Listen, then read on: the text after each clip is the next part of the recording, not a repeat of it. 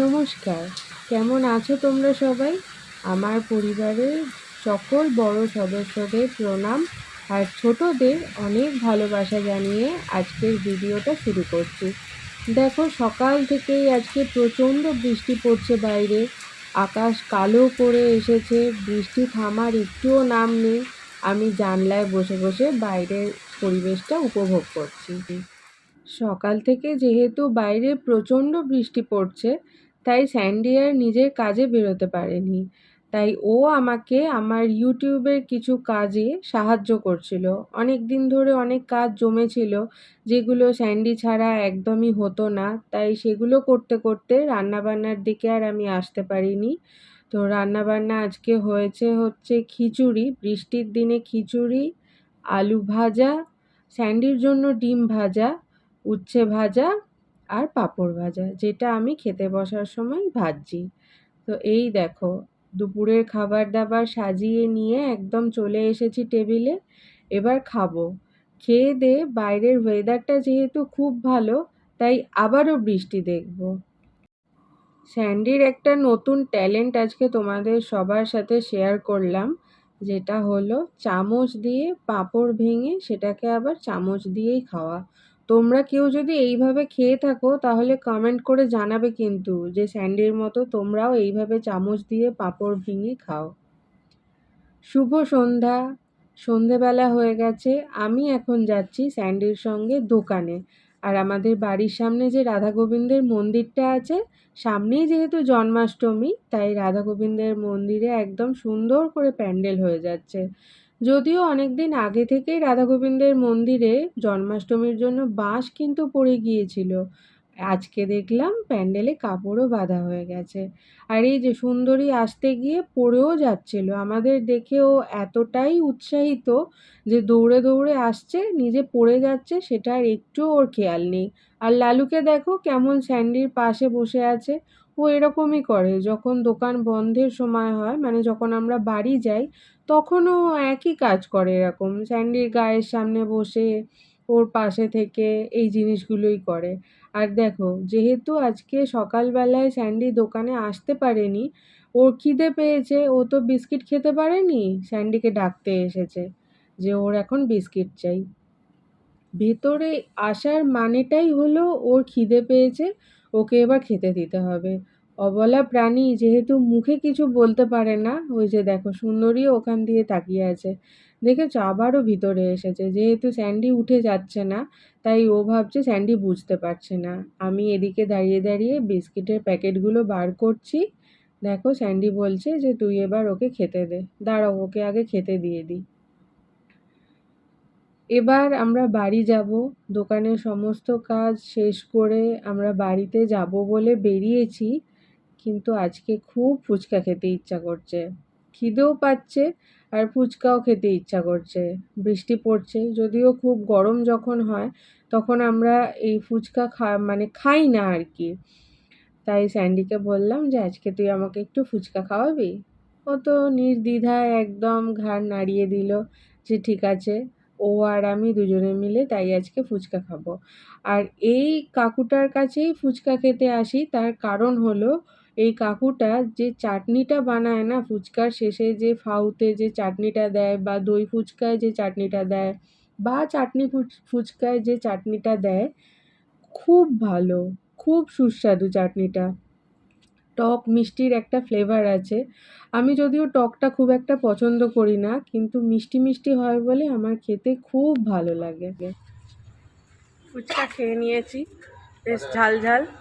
দাও একটা, দাও শুকনো। এবার একটা শুকনোও নেব, খাওয়াবো নি, তারপরে একটা শুকনোও নেব।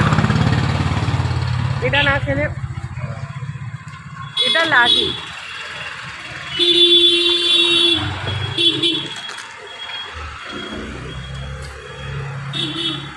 একটু খিদে পেয়েছিল।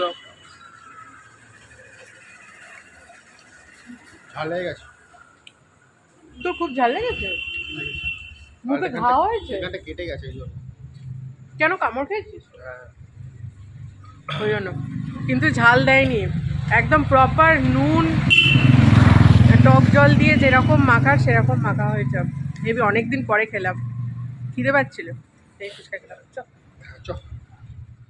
আজকে যেহেতু বাইরে খুব বৃষ্টি হয়েছে আর বৃষ্টির জন্য অনেক রাস্তায় জলও জমে আছে দেখছি, তার জন্য রাস্তাঘাটও খুব ফাঁকা আর দোকানগুলোও ফাঁকা। দোকানগুলো ফাঁকা দেখে আমার বাড়ির বেশ কয়েকটা জিনিস নেওয়ার আছে, সেটা মনে পড়ে গেল। স্যান্ডিকে বললাম যে তাহলে একটুখানি দাঁড়া, কয়েকটা জিনিস আমার নেওয়ার আছে, নিয়ে নিই। খুব বেশি না, 2-3টে জিনিসই নেব আজকে, আবার অন্য দিন নেব। তো যেই 2-3টে জিনিস খুব দরকার সেটাই আজকে নিয়ে নিই, তাড়াতাড়ি হয়ে যাবে। কারণ এরপরে স্যান্ডির আরও একটা কাজ আছে, ওকে একটা জায়গায় একটু জিনিস আনতে যেতে হবে। আমিও যাব ওর সঙ্গে, তাই যাতে খুব বেশি দেরি না হয়, তাই যেটুকু জিনিস খুব দরকার চট করে সেইটুকু জিনিসই আজকে নিয়ে নিচ্ছি।